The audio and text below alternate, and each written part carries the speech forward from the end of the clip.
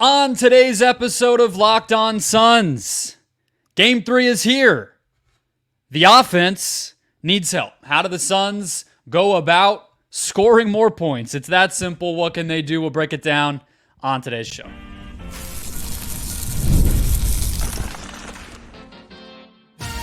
You are Locked On Suns, your daily Phoenix Suns podcast. Part of the Locked On Podcast Network, your team every day. And we're back. This is Locked On Phoenix Suns. We are part of the Locked On Podcast Network. I'm your host, Brendon Kleen, a credentialed media member covering the Suns for the past 7 seasons, a writer at Suns.com, and the host of the Just Basketball Show, wherever you get your podcast. Thank you for making Locked On Suns your first listen here on this game day, Friday. Game 3 is here. The Suns have a chance to take this series home wherever you're finding us. Thank you for finding us. We are free and available on all podcast platforms, including YouTube. Just hit follow or subscribe on whatever platform you are on. Get a new episode in your feed every single Monday through Friday. Become an everydayer and get locked onto the Phoenix Suns all postseason long and beyond. Today's show, guys, all about the offense. We're going to go deep on what needs to happen on that end for the Suns to win this game. Joining me as he does every week to help me do that is Stephen PridGeon. He is a writer over at Bright Side of the Sun, a podcaster over at PHNX. Good YouTube content, good Twitter content, all that great stuff. Let's dive into it though, Stephen, because where I want to start off is at the very beginning of this upcoming game tonight. If I were to just ask you, based on 82 games of the regular season, what worked, what didn't work, 2 games of this series, what has worked, what has not worked, let's say not just the first possession of the game, but the first 3, 4, 5 possessions of the game, right? Like you're in your Kyle Shanahan bag, scripting out plays in San Francisco, but in this case, it's Footprint Center. What do you want to see the Suns do? What would tell you this game is off to a good start? They're not getting in another early hole, and the offense is working. They're going at the right things, and they're executing the right way. The first couple possessions scripted for me would be, firstly, something stemming from defense in transition, whether that be a couple transition 3-point opportunities, make or miss, or a couple opportunities that come at the basket, make or miss, stemming from the defense in some sort of chaotic fashion, getting a steal or pushing off of a miss, something that's going to give the fans a spark and something different than obviously what we've seen for the majority of the season. And then looking specifically and exclusively at the offensive end, it's them playing through the elbows with their chin and UCLA cuts, getting into movement from there.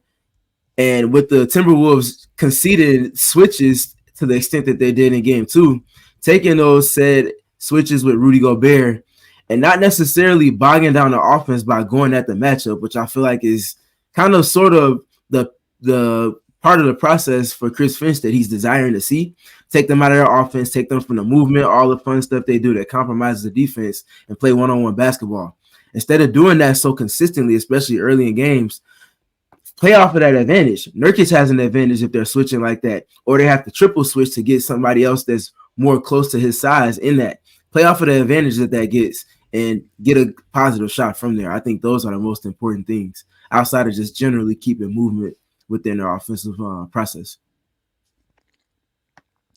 One thing that I've seen you talking about that I've wondered about, because we get into these situations in the playoffs, and a lot of the time, for me, what I end up, whether it's the Suns or any other team, kind of pulling my hair out over is you find yourself suggesting things that may not be possible for the team, right? So I like that we're going to try to do that on the show, and you're doing it here of like, what have we actually seen them do and what can they get back to? Because this team has been really good on the offensive end. They've actually even had success against the Wolves, so it's not as if we're having to really make things up here, but one example that is a little bit outside of their comfort zone would revolve around some of these early, whether it's pistol action, guard screens, whether it is, higher drag screens that oftentimes you'll see them run when Royce O'Neal is in the game more consistently.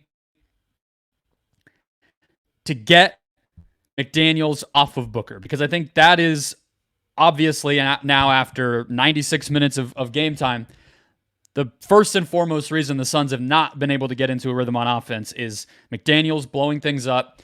Beal talked about it after the game that the Suns either are starting sets really late in the clock or just physically disoriented by the time they're even trying to execute what they're running. So that would get him off of Booker.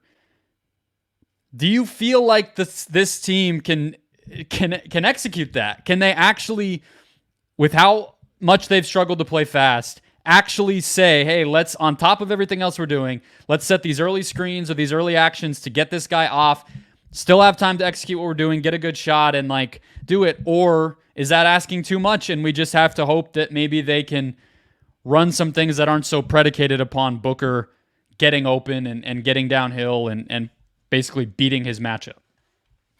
No, I like that you prefaced with it being something that they haven't customarily gone to. I think that in and of itself is quite literally what the demands a playoff series presents to you.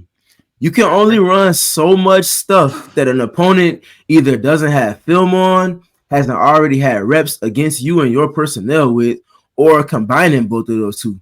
So you have to further nuance the things that you like to get into, because teams, especially a team as stingy as the Minnesota Timberwolves defense is not going to just allow you to mosey into your sets with 19 seconds left on the clock. You're not going to be playing an advantage for more than 5 seconds against this defense. And if you miss that window, now you're playing one-on-one. They're contesting shots, if not stealing the ball from you, and just generally throwing the rhythm of your offense off course. So I think it's that for me. You have to be comfortable enough to add those layers to your attack, and also switching up who's initiating offense a little bit more too. I think there's some fruit for them to have Jusuf Nurkic initiating offense. We've seen it in multiple stretches of the regular season. Teams extend their pickup points, take away the ball from Bradley Beal, heavy denial inbounds from Devin Booker. Jusuf Nurkic is your ultimate connecting piece. If not for his screening, the other biggest reason you even brought him in the trade for DeAndre Ayton was because he's a puzzle piece that allows you to alleviate the pressure that you're inevitably going to see against any team in the playoffs, primarily and specifically this Timberwolves team. So using the pieces you have in tow to their advantage to connect things past just secondary actions, you can use them in the primary action as well. What do you think is the biggest reason Nurkic hasn't been as effective? Because I agree with you. It feels like they're not as deliberate about using him in the ways that they did during the regular season. But again, we're understanding that they're having to play a little bit sped up. His matchup is maybe the most outright impactful defender on Minnesota's team. But I agree with you that I see pockets, whether it's just to find some of those. I thought his two-man game with Beal across 2 games has been one of the best things about the Suns, whether that's with Nurk with the ball in his hands or Beal or a combination of the two. I think obviously they're giving him some opportunities on the short roll. I think in some cases, maybe you could make the case that the windows to find some of the cutters on the actions you were talking about at the top of the show of kind of a downhill, screen with an off-ball guy jetting toward the basket. Maybe some of that's going to be a little bit harder to come by against the Wolves. But I've been scratching my head watching, wondering why the ways they're using him, the amount of involvement he has, it's all kind of there, and then it's just not adding up to as much as it did. Why do you think that's been the case? Well, I think we would be remiss if we didn't mention that the Minnesota Timberwolves, their denials, the physicality to the legal limit, like Monty Williams emphasized most of the past 4 years with the Suns, and Rudy Gobert and Jaden McDaniels. You talk about the Suns having 3 dudes on offense. The Minnesota Timberwolves have multiple dudes on defense, and everything starts with those two. McDaniels on the perimeter, and obviously Rudy Gobert being an all-time great rim protector and general impact defender. I think maybe a big piece on why Nurkic hasn't been as effective, though he's very good and he's very crafty, he struggles against size. And when you have somebody with a 7'6", 7'7" wingspan like Rudy Gobert that can quite literally blanket him, you start seeing a difference. I think one of the biggest adjustments that the Timberwolves had was In game one, Nurkic had a lot of opportunities where he was able to play make, either connecting or creating a new advantage after actions break down just off of the space conceded from Rudy Gobert, gapping off of him, obviously, to protect the paint. Game two, Rudy Gobert spent a lot more time north of the free throw line, and it wasn't just him being in catch coverage defensively or at the level of the screen. He was up there on all of Jusuf Nurkic's touches, whether they got into their high splits, where they're playing in all types of movement around him, whether it was delay action, whether Nurkic was initiating offense. Rudy was all in his airspace. He was in his grill, and he had that wingspan out that just makes it tough for Nurkic, who's not the biggest player in terms of wingspan, to create against that. And I think the biggest maybe adjustment that Nurkic could make against that in particular is to be aggressive. If he's coming up that high up the floor, that means that there's no help behind him in terms of rim protection. Nurkic is not obviously Kyrie Irving. He's not even Nikola Jokic, but he definitely has a handle to where if somebody's standing 2 feet in front of him, he can gain leverage with his shoulder, get downhill, and it's going to be a foul half of the time because Rudy's not going to slide his feet like Jaden McDaniels. But in addition to that, if he does get by him, now you got an opportunity to bring the help in. You can play make off of that, or you can score for yourself. Now, the finishing is a whole nother topic, but you want to put yourself in that position, I believe. Yeah. Yeah, you're saying something that we heard from Durant at practice today, which was that you got to challenge Gobert at times. And I mean, yes. Obviously I'm going to glom onto it because I've been preaching that same message throughout this series. Mm-hmm. I think the distinction that you're making is a good one with Nurkic, though. Drives versus post-ups, right? Like, whether it's in space, we've seen Nurk actually catch the ball at the free throw line and finish a few times. It's the finishes that he's been missing are when there's already a body between him at the basket and he's having to toss up the floaters and the fades and the layups and the glass stuff that he just, as Eddie Johnson is harping on constantly, just doesn't feel like he has the focus oftentimes to finish them. So that will help him as well. But we're going to talk about more guys as we go, including Grayson Allen, if he plays, and some of the other Suns ball handlers and star players. We'll get into all of that as we keep talking through how this offense can click coming up next.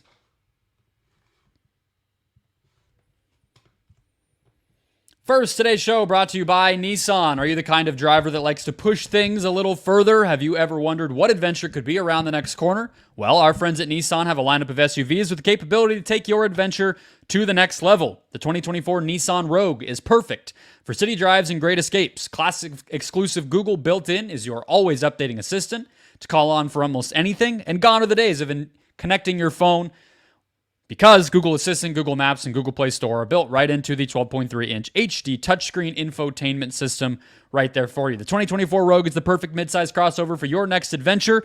Nissan's incredible lineup also includes the 2024 Nissan Armada, which will change what you expect from a full-size SUV. Picture a rugged 4x4 that can seat up to 8 in first-class luxury and style. Tow bigger and explore further in the 2024 Armada. Take the Nissan Rogue, Nissan Pathfinder, or Nissan Armada and go find your next big adventure. Today's show also brought to you by Betterhelp. Sometimes we all need the opportunity to get things off of our chest. Big or small, certain things can really start to get to you. It's important to let that out, especially to somebody who's unbiased about your life. So today I want to say how I really feel about something, and you might even be thinking the same thing this week. I'm going to take it off the Suns. That's usually the team I talk about here because, of course, that's the team we all care about. But I'm going to talk about the Cardinals. It is draft day as we were recording this. I just really want them to take the most fun player on the board, which is Marvin Harrison Jr. I'm tired of the smart moves. I'm tired of the things where it's like, hey, they got this draft capital and this. And I just want to watch a really good player play football and not outthink it. Therapy can be different for everybody, guys. Most of us have much bigger problems than the worries around our favorite sports team, and it's important to get the big stuff off your chest every once in a while. So if you're thinking of starting therapy, give BetterHelp a try. It's entirely online, flexible, and suited to your schedule. Visit BetterHelp.com/LockedOnNBA to try it out and get 10% off your first month. That's BetterHelp, HELP.com/LockedOnNBA.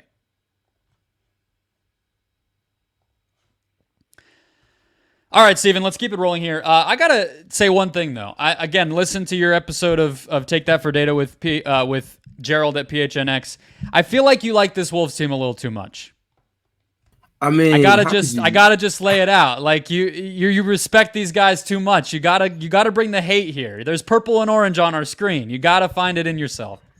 Hey, listen, it's all about who's playing to their identity for me, and it's quite clearly the other team at the moment. And I think it's just such an anomaly in today's NBA just to see a team buy into defense, not just two players, but quite literally the entire roster, and have it stamped as their main reason for being as good as they are.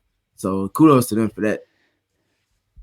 I can respect the honesty, and I like it from the standpoint of one of the things that's been cool about watching their glow up, let's say, as a team is Chris Finch, their coach, when he was in as an assistant in New Orleans, or obviously was with Rio Grande in the G League and stuff, like he had this offensive reputation, and now here his team is really, changing things up on the defensive end, really making a difference there. But let's talk about how the Suns can solve that defense a little bit better than they have. And one question I have for you that I've been wondering about and giving my theories on is, why do you feel like when Grayson Allen has been in the game, because we talked about some of those early screening actions, those early guard screens that we can see to either get McDaniels off of Booker or just get some motion and defensive thinking going for Minnesota earlier in these possessions. Allen has been involved in a lot of that, but hasn't been the beneficiary in terms of shooting and scoring. Whereas in the regular season, especially the two April matchups, he was up there in leading the team in points, leading the team in shot attempts, a big part of the Suns' attack. What do you feel like has flipped there in the minutes he has played that have not allowed him to be as productive? Well, kind of looking at it specifically from this lens against the Timberwolves, the last game, really the last two games, but especially the absolute last one, to end the regular season, it was Karl-Anthony Towns guarding him. And there's just a certain level of freedom. Karl-Anthony Towns can certainly move his feet, which we've seen in multiple moments this series. He can move his feet in space and he gets moving and at least contain the drive for two or three dribbles to allow for his help to establish and then get back to base from there. But the thing is with Allen, they haven't been conceding him that matchup in this series. Towns has spent a lot more time obviously guarding Kevin Durant, and they've been looking to keep the shell intact and play different tactics from there. So him going against somebody that's more like-sized, especially when you add the Timberwolves context to it, with him, it's been mostly Mike Conley in those starting units. And though Mike Conley, again, is not who he was 7 or 6 years ago defensively, being an all-defensive caliber player, he's still fleet of foot enough to stay in front of the drive. And we know Grayson is not like Kyrie Irving or anything like that. He can create with his dribble, but he's usually better when he's going up against a defense that's already in rotation. And because the Suns, by way of the switching from the Timberwolves, haven't been seeing as much advantage creation in the first two games, some of it by way of their flaw in process, some of it by way of the Timberwolves defense, that's taken away some of the bread and butter that makes Grayson Allen such a hand-in-glove fit for this starting unit outside of just his shooting and spacing that he provides. Okay, so fair enough. I think they can probably I think if the stuff that you identified at the beginning of the show can happen, where they're playing a little faster, we've seen him be pretty quick trigger with some of the transition threes. If they are running and executing more of the multi-screen kind of movement offense that they've been pretty good with at their best, I think there will be openings for him. And I think, obviously, if their three-point volume is going to get a little higher, it's going to revolve around him. But that kind of brings us to the other guy I wanted to ask you about, because one way we did see them utilize Allen in game two early was to get KD with a mismatch on Conley. And so I guess I'm curious what you think the best approach with Durant is. Like, again, not trying to think about everything they could possibly do, but what they should prioritize with Durant. They've really tried to get those mismatches, whether it was Gobert or Conley or just Towns in space early in these games. Whereas I'm kind of sitting there wondering, why not try to use Durant the same way, as you just mentioned, that they did use Allen in those previous games when he was getting guarded by Towns? bringing Durant off screens, having him be maybe a weak side spacer and looking for him to be able to attack a closeout in space and make Towns guard that.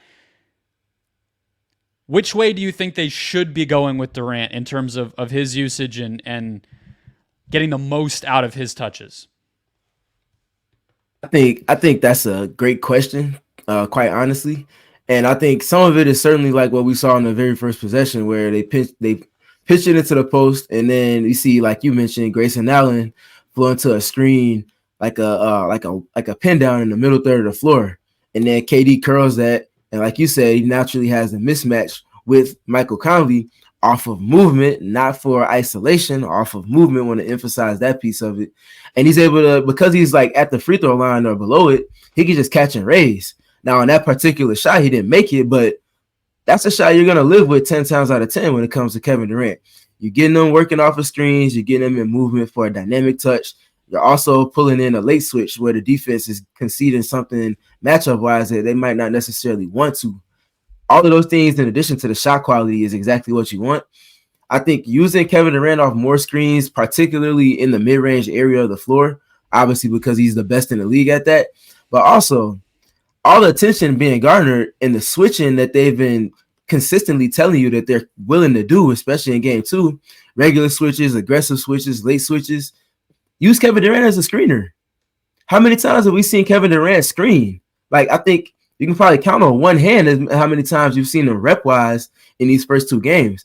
And when I speak to the Suns leaving food on the table, I can't emphasize and tap the sign enough that they have not emptied the entire clip in the things that they can get into within their offensive process. Just by way of having the 3 fire starters that they have on their roster, in addition to the pieces around them, there's a litany of things that they have a laundry list of counters they can get into to where they should be able to solve any defense, and scoring should never be a reason why they lose a series. And I feel like they just haven't tapped the sign enough on those things. Hopefully the film sessions between game 2 and 3 will solve that, but that remains to be seen. I will say, and this is one of those things where it's hard doing multiple shows, especially with the NBA did not do Suns fans any favors with the long rest between games that they ended up losing, because we just all have so much time to sit here and stew on it. But I don't want to get ahead of myself. I don't want to point fingers or be too ridiculous, but I do feel like some of this dynamic is what is happening between the lines with different guys, between Vogel, the stars, everything else, of what they're saying they think they should be doing, and you see it play out in real time. I'm not here to tell you which one's the best or the right, but I think that is part of why they don't always stick to, hey, this is our approach for this 6-minute period, or this with this lineup on the court, or with this rhythm we've gotten in, let's go back to it. But I also think Minnesota is part of what makes them such a special unit on the defensive end, Stephen, is they're not going to let you do the same thing 100 times in a row on them, right? Like, the idea that you're going to spam something against this group is just a fantasy. So it is going to have to be a matter of what works for a few possessions may not exactly in the same way work, which I think speaks to, again, why when you started the show off by answering the question the way you did of saying, hey, let's get into Nurkic with the ball, or, Nurkic at least involved as an option, as a playmaker, and be a little bit unpredictable and spontaneous off of that. That's probably going to be the most replicable actions that they can go to, rather than just, hey, we're going to try to get this switch, we're going to try to do this and that. So that's how I view it. But let's get to some of the stuff related to cleaning the offense up and what they're kind of leaving on the table by playing sloppy the way that they have coming up next.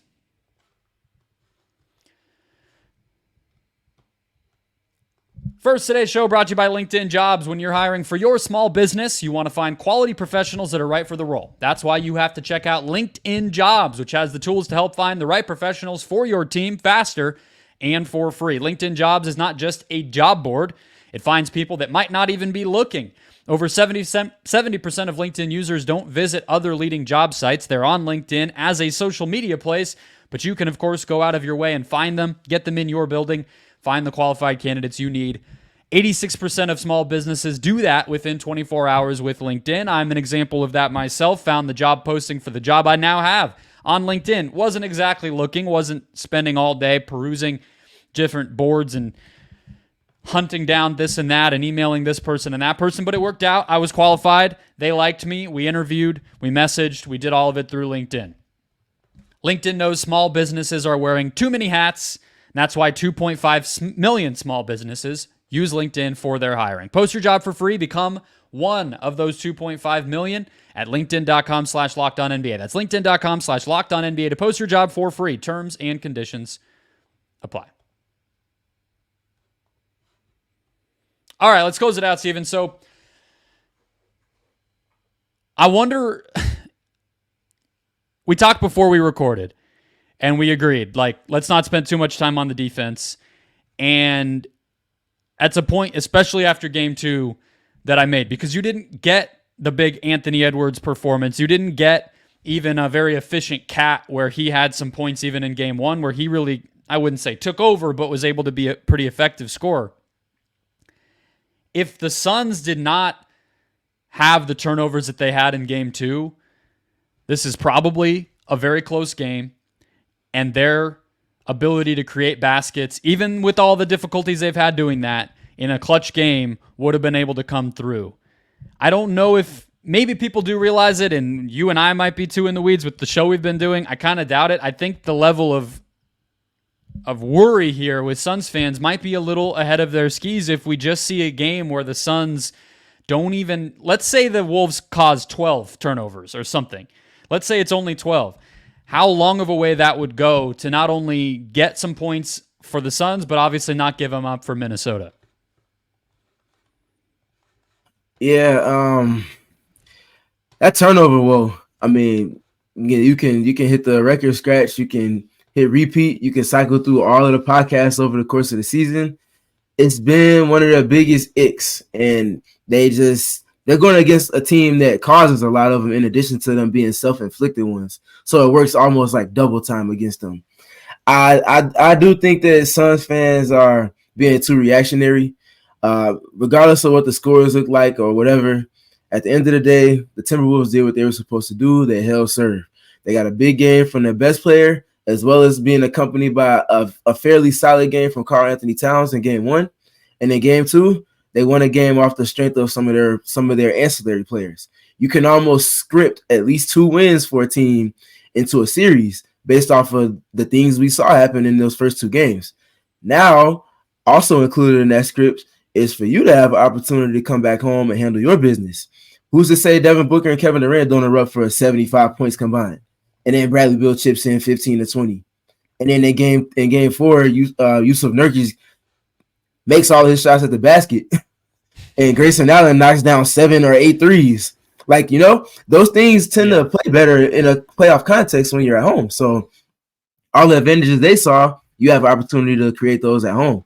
And I think maybe one of the biggest things in that is them taking care of the ball in front of their home court, in front of their home crowd, rather. So it doesn't worry you that it ballooned to a 20-point lead in both games. I mean, we've seen series where it's blowouts either direction for all 7. Like, I'm not saying that can't happen, but I do think how ugly it got has to matter a little bit. It does, but at the same time, do you expect for the shot making to not show up to the extent that we saw in front of a road crowd and a road building versus being in front of your home crowd, being with the rims that you're used to? I think that context certainly matters in it. I'm not going to say it's not worrisome because it's certainly something to keep in mind, but also, again, just kind of looking at my demeanor, I'm not too worried about it,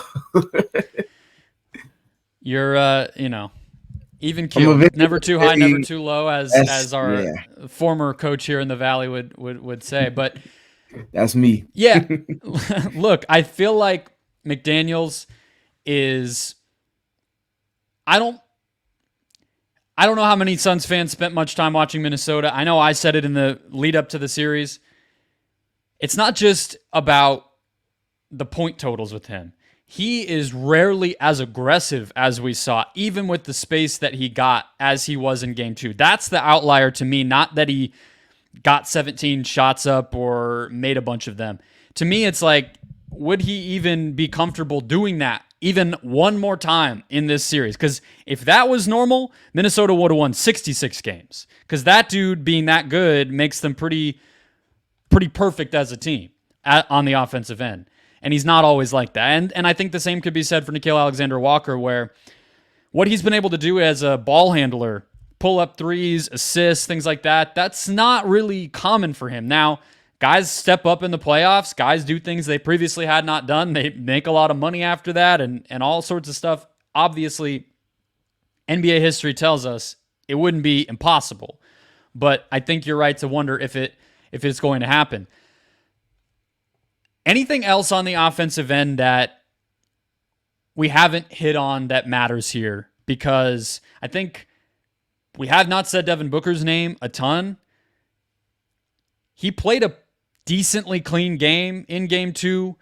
Obviously, he's culprit number 1 for those wacky turnovers, the lazy turnovers that happened, the just dropping the ball. But he was basically 50% from the field, 20 points, all that stuff. I don't know if there's any thoughts you have on him or any final thoughts here on how this offense can kind of come to life and get back in the series. Yeah, I think before getting the book, I think some of this kind of ties into him and just his general approach to the series so far. Phoenix is 17 for 50 from deep.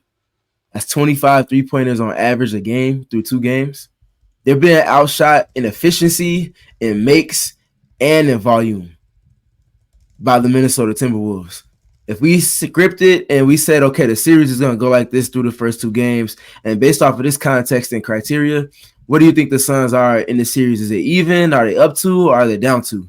I'm pretty sure we would both handily say they would be rather decisively down 2. And that's kind of what we saw. Like I mentioned, Suns are 17 for 50 from deep. Minnesota's 21 for 64. That cannot happen. That has to be at least neutralized for your shot making from 2 to have the impact that you desire. If not, completely outshooting them the rest of the way. That's just a non-negotiable for this team. And it's something shot profile wise that we both talked about leading into the playoffs before we knew who the matchup was going to be. And ultimately, obviously, even more so in context with the Timberwolves. And then the other big thing before getting to Booker, with the turnovers, they're at 34 through 2 games. But for me, it's the 19 live ball turnovers. And you combine, obviously, the 19 live ball as a big piece to that 34. That's more than half. You look at it through that lens, the Timberwolves have 50 points that they've scored from that. And that's just, again, just unacceptable. That's you're handing them points. And for a game that we saw if you apply the context of when the turnovers happen, for games that have been played in a 5 to 7 point box, you see that extend to 15 or 16 based off of turnovers, you mitigate as much of that. You give your shot makers opportunities to put up more shots on goal. And then just kind of looking at with Devin Booker, I would like to see him be more aggressive. Obviously, he's hunting his shots, but I'm talking aggression in terms of drives. He's only averaging 13 drives a game this series right now. And if, again, we talked about going into the series, if you told me he was averaging 13 and Bradley Beal was I think Devin's actually averaging 10 and Bradley Beal's averaging 13. But either way, that sounds those right, yeah. those numbers are entirely too low for both of those two. Brad needs to be a whole lot closer to 16, like he was at multiple stretches in the regular season. And Book, like we saw in that first round series against the Clippers last season in the playoffs, he was at like 18 drives a game. Now, obviously, the team context is different. He doesn't have the ball in his hands as much on volume for usage, but the touches he does get, he has to be thinking downhill first and then allowing for his jump shot to be a counter to that. And I think them getting more opportunities at the free throw line, which he saw a lot of opportunities in game 2, I think him being able to get rhythm from that and just generally tweaking his approach and process to being aggressive early and then getting to the jump shot part of his shot diet from there will certainly help with everything in organization from there. Yeah, you had it right the second time. Book is at 10.5 drives per game. Beal is at 13. And we're seeing Book score 4.5 points off those. Beal score 5. It's just low. And just for context there, too, like Jalen Brunson leading the playoffs so far in that department, despite having a cold stretch himself, is at 24. So, 2.5 times as many as Booker, twice as many as Beal. And they're, not identical roles. Brunson has to carry a bigger load, but it should be a lot closer than it is. When Franz Wagner's driving 18 times and clogged a Magic offense, and the Suns can space the floor the way they can, and Book and Beal are getting lapped by Wagner, I think that might be the guy to circle as an example of what can happen when you just emphasize it, and aggressiveness being that key word, like you said. So, all right, that's a lot for everybody to chew on. Hopefully we do see things get back on track, a more competitive game, a home game. I know you guys will bring it, Kevin and Devin, asking you guys. So, don't even take it from me, take it from them to be loud if you're there. Maybe scream a little from home if you can think it can carry downtown from where your house might be in the valley. Either way, guys, I'll have a recap show for you Friday night after the buzzer. Hit follow or subscribe to get that show and more throughout the postseason in your feed. Read Steven over at Bright Side of the Sun throughout as well, and we'll catch you guys next time.